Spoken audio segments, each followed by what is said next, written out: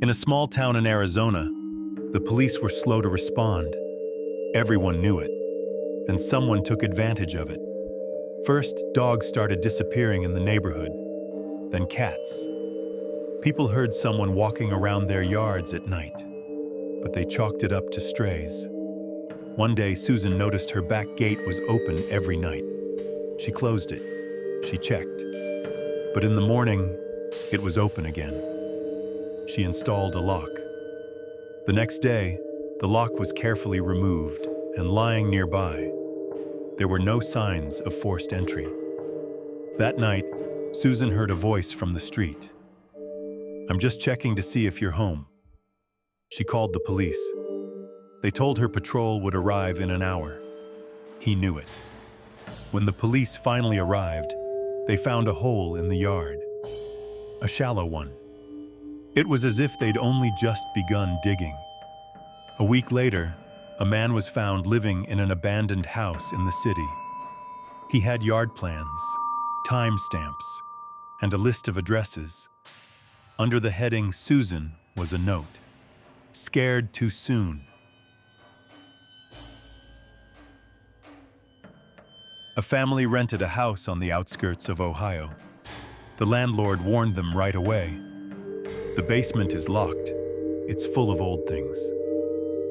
The lock was massive, metal, new.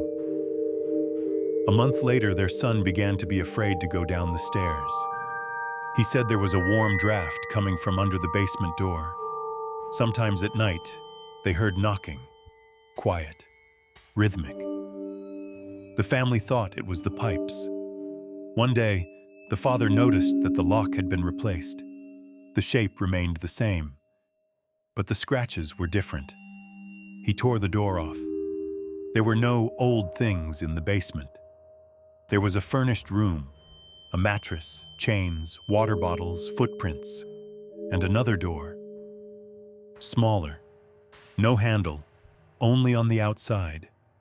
The owner of the house was found a few days later. He rented out the basement of his house through false ads. During interrogation, he said, "I didn't hold anyone by force. They just didn't immediately realize where they were." The house was demolished, but the area remains empty at night.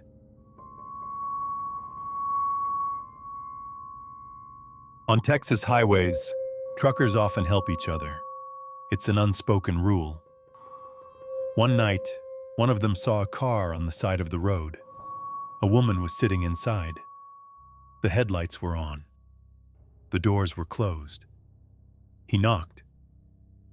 She looked at him and shook her head. Silently. He offered to call for help. She shook her head again and pointed to the back seat. Someone was there. At that moment, the headlights went out. The car started and pulled away abruptly. 2 days later, the car was found. Empty. There were marks on the back seat, as if someone had been sitting there motionless for a long time. The woman was never found. Police assumed she was the victim of a kidnapping and tried to warn someone. The trucker no longer stops on the highway at night, because now he knows sometimes people don't ask for help out loud, because they'll have to pay for it right away.